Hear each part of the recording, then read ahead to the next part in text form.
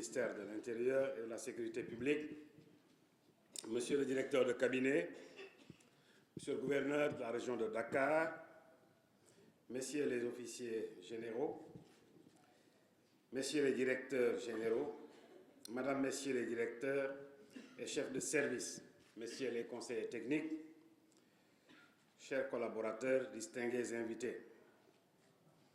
Je vais commencer par remercier chaleureusement M. Cheikh Niang, le secrétaire général, pour les mots particulièrement aimables qu'il a prononcés en mon endroit. Encore une fois, grand merci. C'est avec un grand plaisir que je préside cet après-midi, ici au Terrou-Bi, la traditionnelle cérémonie de remise de décoration aux heureux récipiendaires du ministère de l'Intérieur et de la Sécurité publique. La manifestation qui nous réunit aujourd'hui constitue en effet pour l'ensemble du personnel du ministère une occasion, je dirais un des rares moments, de nous retrouver en dehors du cadre de travail et d'échanger des vœux à l'orée de ce nouvel an. Mesdames, Messieurs, chers récipiendaires, cette occasion est aussi une belle opportunité de remise de décoration dans les différents ordres nationaux à des agents qui se sont distingués par leurs activités professionnelles et les services rendus à la nation.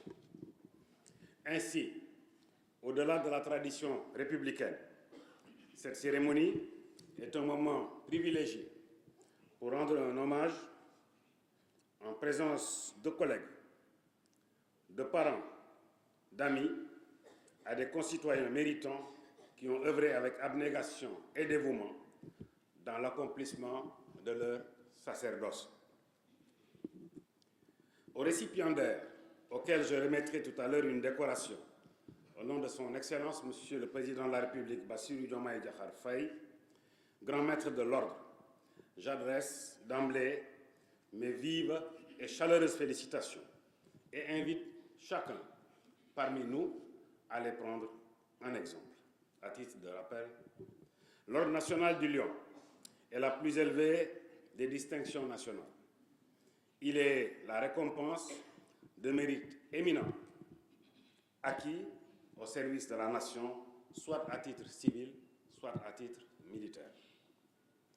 L'Ordre du mérite, quant à lui, est destiné à récompenser les mérites distingués acquis soit dans une fonction publique, civile ou militaire, soit dans l'exercice d'une action privée. J'associe à ces félicitations les agents admis à faire valoir leur droit à une pension de retraite après des années de dur labeur au service de la nation et de nos concitoyens. Chers récipiendaires, la nation tout entière vous est reconnaissante pour tous les bons et loyaux services que vous lui avez rendus au prix d'énormes sacrifices, d'énormes efforts, étant allés quelquefois jusqu'au sacrifice suprême. Cette décoration symbolise la reconnaissance de votre dévouement à notre cher pays, votre persévérance dans le travail et les valeurs que vous incarnez.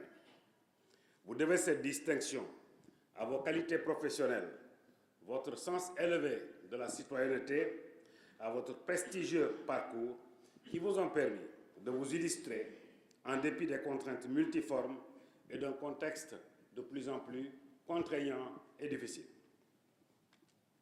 Mes remerciements vont également au personnel du ministère de l'Intérieur car son abnégation, sa loyauté, son expertise et son engagement constant, de jour comme de nuit, sur l'ensemble du territoire national, ont permis de maintenir l'ordre et la sécurité publique dans un contexte assez particulier, de promouvoir le développement des circonscriptions administratives, de prévenir les risques de catastrophes, mais surtout d'en mitiger les conséquences en vies humaines notamment. Je pense que le Sénégal est aujourd'hui, cette année, a été le seul pays à avoir subi des inondations sans aucune perte en vie humaine. Ils ont su aussi relever avec beaucoup de compétences les défis liés à l'organisation des élections présidentielles de mars 2024 et les législatives anticipées de novembre 2024 aussi, avec les résultats que tout le monde a constatés. Je ne cesserai jamais de vous féliciter, d'apprécier et de louer votre travail acharné et votre engagement dans notre mission de servir le Sénégal. Quand je chahutais la Direction générale des élections, je les appelais les magiciens électoraux. Mesdames et messieurs, l'année 2024 a marqué une étape historique dans la destinée de notre cher pays. Que de défis relevés, que d'obstacles surmontés, que de limites repoussées par le vaillant peuple sénégalais dont la résilience a été mise à rude épreuve. Aujourd'hui, le Sénégal est plus que jamais sur une trajectoire prometteuse. Cette foi en l'avenir est le ferment essentiel qui consolide notre engagement à bâtir un Sénégal nouveau. Le Sénégal d'aujourd'hui s'engage dans une trajectoire de transformation systémique qui va nécessiter la contribution de tous et de chacun. Le référentiel Sénégal 2020-2050 que nous venons d'adopter constitue à cet égard un appel à la mobilisation pour que dans une démarche concertée et volontariste, que les sillons soient tracés afin de maintenir la paix et la stabilité, ainsi que la sécurité en général, et revitaliser notre écosystème caractérisé par de multiples fragilités et des menaces. Mais l'espoir est permis. Les ambitions pour le secteur de la sécurité de son Excellence, Monsieur le Président de la République, sont grandes. La détermination du gouvernement, conduit par le Premier ministre Ousmane Sonko, est tout aussi réconfortante. Pour l'année 2025, il s'agira d'améliorer nos modalités d'intervention et de redoubler d'efforts pour mieux répondre aux attentes de nos usagers citoyens et atteindre des performances encore plus grandes. Dans cette perspective, les ambitions du ministère, qui est un département caractérisé par sa transversalité, rendent ces missions à la fois complexes et ardues. Je demeure convaincu que nous pouvons faire plus au regard de la qualité des ressources humaines dont regorge le département. Je demeure tout aussi convaincu que tous, à la fois individuellement et collectivement, vous allez redoubler d'engagement. Je vous encourage donc à rester unis et à poursuivre le travail d'équipe au service de notre pays, résolument engagé dans la voie salutaire déclinée par les plus hautes autorités. Pour ma part, j'entends renforcer les actions initiées en vue d'améliorer vos conditions de travail, car c'est dans un environnement professionnel propice au travail que chacun pourra donner le meilleur de lui-même. C'est peut-être le lieu de dire ici mon ambition de vous proposer de regrouper l'ensemble des petites coopératives d'habitat pour en faire une grande coopérative d'habitat plus capable de vous servir. C'est le lieu aussi de vous annoncer l'érection prochaine dans la zone industrielle de Diamniadio d'un atelier de confection d'uniformes qui va être bâti en fait sur le capital d'expérience déjà engagé par la Brigade nationale des sapeurs-pompiers. C'est aussi le lieu de vous annoncer que des initiatives significatives vont être prises en faveur de nos femmes pour mieux les armer dans un contexte de plus en plus contraignant en termes de ressources financières. Je voudrais particulièrement, pour aller vers la fin, remercier le DAGE et toutes les équipes qui l'ont assisté pour l'organisation réussie de cette belle cérémonie, animée par la musique de la police, que je félicite encore beaucoup plus chaleureusement. C'est la première musique ici qui a introduit avec beaucoup de détermination le folklore national dans notre répertoire de musique militaire. Bravo. Je vais terminer mon propos en formulant mes vœux, les meilleurs de bonnes et heureuses années à vous tous, mesdames et messieurs, les personnels du ministère ainsi qu'à vos proches, vos enfants, vos parents et amis. Que 2025 soit pour l'ensemble du pays une année de paix, de santé, de prospérité, de concorde, de progrès économique et de réussite sur tous les plans. J'adresse de tout cœur à chacune et à chacun d'entre vous mes vœux les meilleurs pour 2025. Que Dieu le Tout-Puissant nous accorde une excellente santé et nous assiste dans l'accomplissement de nos missions respectives. Je vous remercie de votre aimable attention. Monsieur le directeur de cabinet, Monsieur le gouverneur de la région de Dakar, Messieurs les directeurs généraux,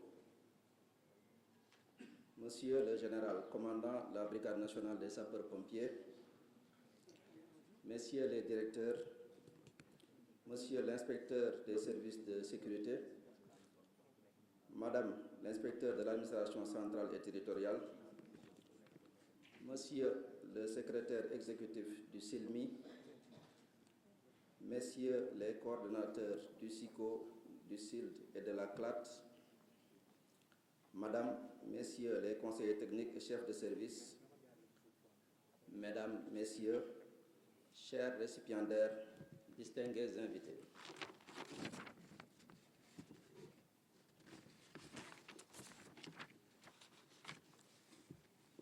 Ma prise de parole à cette cérémonie au nom du personnel du ministère de l'Intérieur et de la Sécurité publique n'est ni une décision personnelle, encore moins un mandat expressément conféré par les membres du personnel.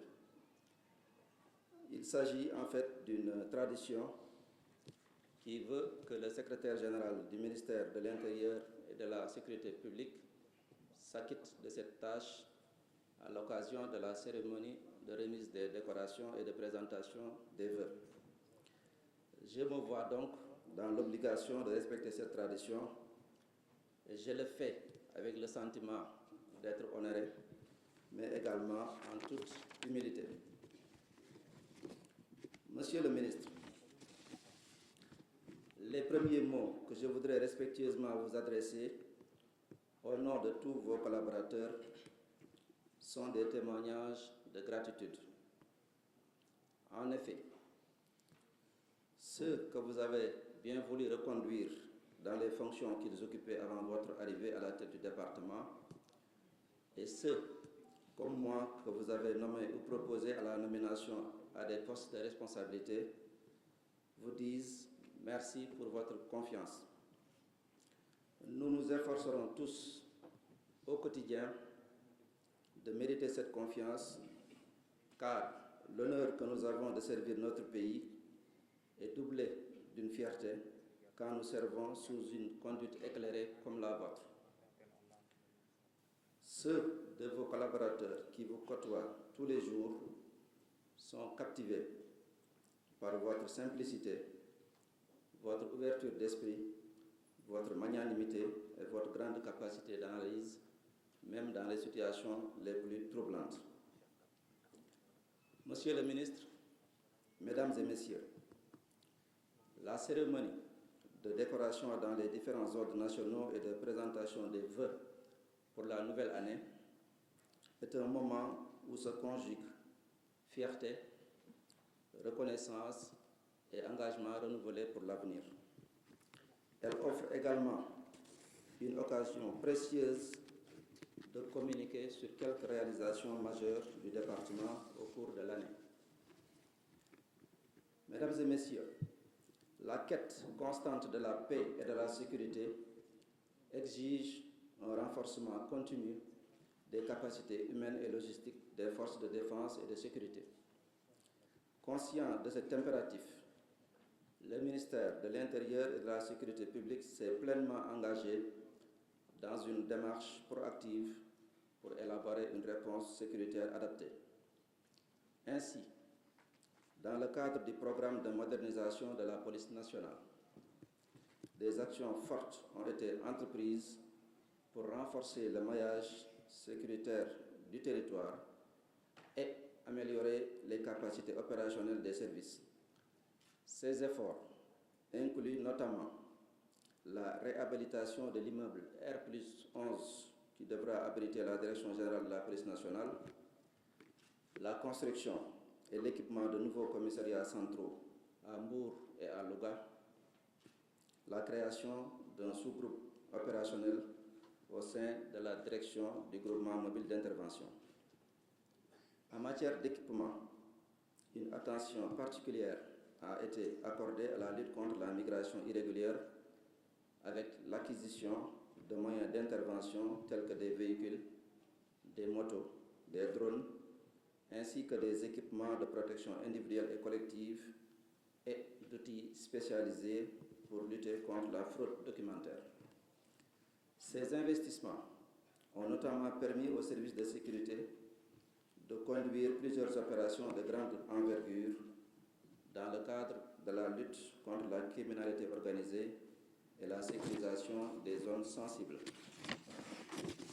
Mesdames et messieurs, les risques de sécurité civile progressent au fur et à mesure que le monde s'urbanise, s'industrialise et que les populations se concentrent dans les zones densément peuplées ou insuffisamment conçues pour résister au niveau actuel d'exposition aux aléas. Le renforcement de la gouvernance de ces risques de catastrophe s'impose afin d'améliorer leur gestion et de prendre des mesures pour atténuer leurs effets sur l'environnement, les personnes et les biens. Ainsi, l'année 2024 a été marquée par la poursuite de la montée en puissance de la Brigade nationale des sapeurs-pompiers, grâce notamment à l'acquisition de plus de 500 engins de secours et de lutte contre les incendies, sinistres et catastrophes, accompagnés d'un important lot de matériel de secours et d'équipements de protection individuelle, à la mise en service de l'École nationale des sapeurs-pompiers de Thiès, dotée d'une piscine olympique, et de la caserne de Kermassar, ainsi que la construction en cours du centre de formation professionnelle et d'application de Nioro, des centres d'incendie et de secours de Goudiri et Dara, au renforcement des effectifs en vue de doubler le nombre de sapeurs-pompiers intervenant dans chaque région avec un programme de recrutement de 600 agents par an. Cette progression a permis de sauver plus de vies, de mieux protéger l'économie et le patrimoine du Sénégal, mais également de rétablir l'équilibre et l'égal accès des populations aux services de secours d'urgence des sapeurs-pompiers. Je profite de l'occasion pour saluer l'engagement et le dévouement patriotique de nos forces de défense et de sécurité, tous corps confondus, malgré les nombreuses contraintes auxquelles elles sont confrontées. Elles méritent notre respect et notre soutien. Monsieur le ministre, le renforcement de l'administration territoriale demeure un axe prioritaire. Des avancées significatives ont été réalisées grâce à la mise en œuvre du programme de modernisation de l'administration territoriale. Il s'agit notamment du démarrage des travaux de construction de la préfecture de Mbour, de la finalisation des installations à la sous-préfecture de Sagata Djolof, du renforcement des équipements informatiques et des matériels immobiliers de bureau dans la majorité des gouvernances, préfectures et sous-préfectures. Relativement à l'exercice des libertés publiques, une amélioration notable a été enregistrée. En effet, une gestion rigoureuse des manifestations publiques a permis de prévenir tout débordement tout en consolidant le droit à l'expression dans un cadre serein et sécurisé. L'organisation des dernières élections législatives anticipées, sans aucune contestation, malgré le délai très court.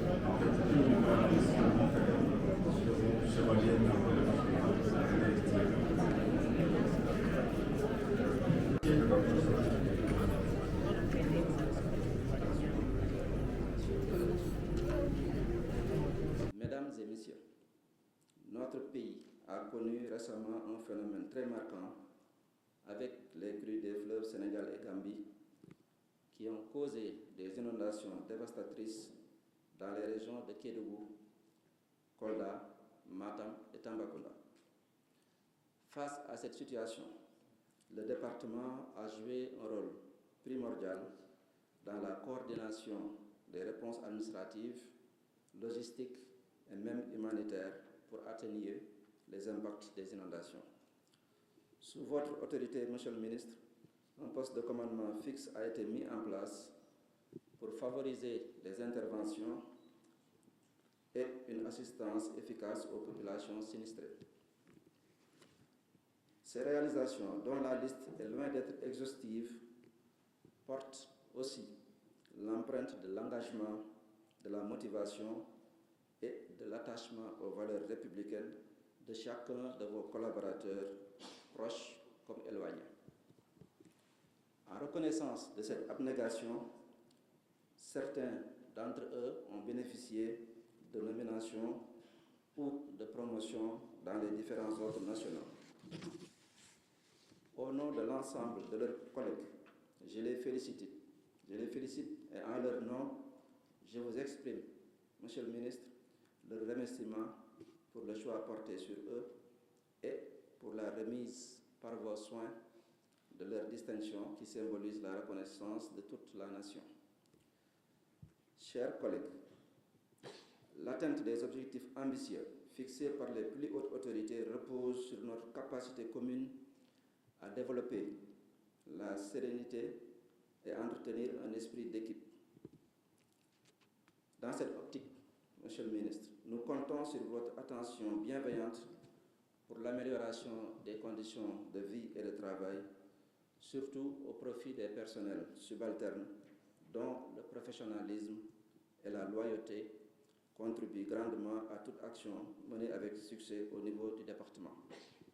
Je voudrais également respectueusement appeler votre attention sur la situation de hauts cadres remis depuis plusieurs mois à la disposition du ministère après avoir occupé des postes de responsabilité dans l'administration territoriale ou dans d'autres structures publiques ou parapubliques.